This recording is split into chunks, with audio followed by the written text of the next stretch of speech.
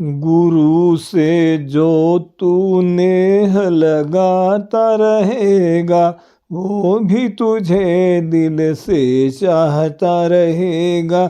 जो दुनिया में दिल को फंसाता रहेगा और गुरु को दिल से भुलाता रहेगा, रहेगी बसी गुरु की मूरत जो दिल में, तो वो भी तुझे दिल में बसाता रहेगा। जो जीते जी दुनिया से किया ना किनारा, तो मर मर के तू गोते खाता रहेगा। जो तू मन भजन में लगाता रहेगा, तो वो भी तेरे गीत गाता रहेगा। गुरु से जो तू नेह लगाता रहेगा, वो भी तुझे दिल से चाहता रहेगा। गुरु रूप प्यारी साध संगत जी, आप सभी पवित्र आत्माओं के श्री चरणों में दास का कोटि कोटि प्रणाम है। परम पूज्य परम संत कृपाल सिंह जी महाराज जी सत्संग प्रवचनों में फरमाते हैं, सब महापुरुषों ने कहा है कि शादी एक पवित्र बंधन है, कोई ठेका नहीं है। मुद्दतों से यह रिवाज चला आ रहा है कि शादी से हम एक नई जिंदगी में दाखिल होते हैं। इसके लिए महापुरुषों ने हमेशा ही कहा है कि हमें एक अच्छी जिंदगी बसर करनी चाहिए, हमें नेक होना जरूरी है।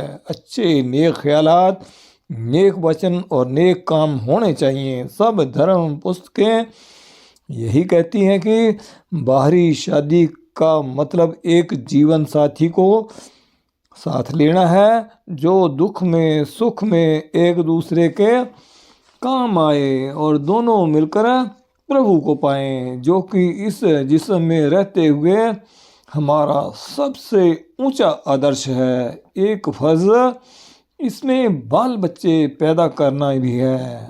यह 100% फराइज में शामिल नहीं है। हमें जिंदगी में एक साथी की ज़रूरत है जिसको प्रभु जोड़े। ठीक है, उसके पीछे प्रभु का हाथ है जो हमें नज़र नहीं आ रहा। पिछले जन्म में लेन देन बराबर करने के लिए दो रूहों का वो आपस में जोड़ता है, मगर शादी एक ऊंचा आदर्श है, रूह को परमात्मा के साथ जोड़ना। सारे धर्म ग्रंथ और सभी समाजें यही कहती हैं। सिख धर्म ग्रंथ में हमें पहला कदम यही सिखाते हैं कि हम नेक पाक जिंदगी बसर करें, अच्छे ख्यालात हों, अच्छे इल्फाज मुंह से निकले और नेक काम करें। सब मनुष्य जाति के लिए दिल में प्यार रखें, किसी के दिल को ना दुखाएं। कुदरती तौर पर प्यार देना जानता है, कुर्बानी जानता है, एक दूसरे के काम आना ही इंसानियत है। आखिर हमारा निशाना भी प्रभु प्राप्ति है। इसके लिए दूसरों से प्यार पहला कदम है। अब मकसद जो हमारे सामने है उसके लिए हमें क्या करना चाहिए। आखिरकार रूह का प्रभु के साथ मिलाप सच्ची शादी है। कुदरती तौर पर हम बाहरी शादी के लिए आपको किसी मुतबरिक इंसान को बुलाना होगा जो कि शादी के बारे में जानता हो और अच्छा समझा सकता हो। इसी तरह सच्ची शादी जो रूह का परमात्मा के साथ मिलाप कहा जाता है, उसके लिए भी किसी मुतबरिक या समर्थ पुरुष की ज़रूरत है जिसने अंतर में प्रभु का अनुभव किया हो। इसलिए किसी पूर्ण पुरुष के चरणों में बैठना सीखो। उनकी एक की जबान होगी, चाहे किसी भी समाज में क्यों ना आए हों। उनका मकसद एक ही होता है, इंसानी चोला सबसे ऊंचा है, इसी में प्रभु को पाया जा सकता है। अपनी अपनी समाजों में रहते हुए इस आदर्श को पाओ। अब रहा दूसरा पहलू, इसमें एक दूसरे की मदद करके प्रभु परमात्मा को अंतर में प्रकट करना है। यही सच्ची शादी है। मीराबाई ने कहा था कि अब मेरी शादी प्रभु से हो चुकी है, अब मुझे किसी भी किस्म का डर नहीं है। ऐसी शादी कभी टूटती नहीं। ऐसी शादी के लिए आपको किसी ऐसे समर्थ पुरुष की ज़रूरत है जिसने अंतर में प्रभु के दर्शन करके एक हो चुका हो। उसे किसी भी नाम से पुकारा जा सकता है। ऐसे अनुभवी पुरुष के साथ नाता जोड़कर उसकी रहनुमाई में पवित्रता का जीवन जियो। ऐसे समर्थ को पता है कि कौन कौन सी चीज़ें इसमें रुकावट बनती हैं और कौन कौन सी इसमें मददगार हैं। वो बताएंगे कि कैसे रूह जिस्म को छोड़ सकती है जो कि दुनिया में फंसी पड़ी है।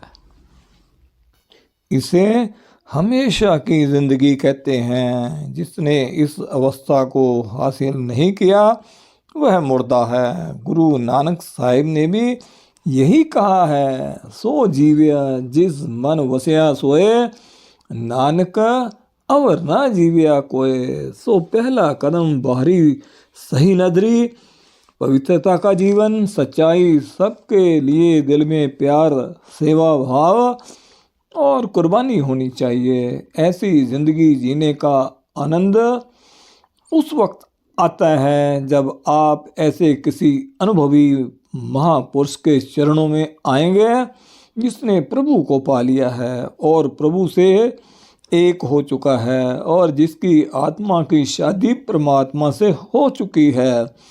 ईसाइयों के ग्रंथ में कई महात्माओं का जिक्र आता है कि क्राइस्ट ने मुझे अंगूठी दी है, मतलब कि मेरी शादी खुदा से हो चुकी है। पहले कदम का मतलब यही है कि तुम्हारी आत्मा का परमात्मा के साथ मंगेबा हो चुका है। दूसरा कदम ये है कि वह तुम्हें क्या देता है, वो तुम्हें अंतर में प्रभु के साथ जोड़ देता है, जिसे शब्द कहते हैं। बाहरी तौर पर इसे शब्द और लाइट करके बयान किया गया है और इसका कॉन्टेक्ट अंतर में देता है। नतीजा ये है कि दिन व दिन अंतर में रहमत मिलती रहेगी, फिर अंतर में दिलचस्पी बढ़ेगी और बाहर कम हो जाएगी। नतीजा ये है कि शब्द धुन हर वक्त जारी रहेगी। ऐसी मौज गुरु बताएगा कि 24 घंटे आप अंतरी शब्द सुनते रहोगे, कान बंद किए बगैर भी। इस तरह आप दुनिया में रहते हुए भी ऊपरले मंडलों में आपका प्रवेश होगा। कामनाएं छूट जाएंगी।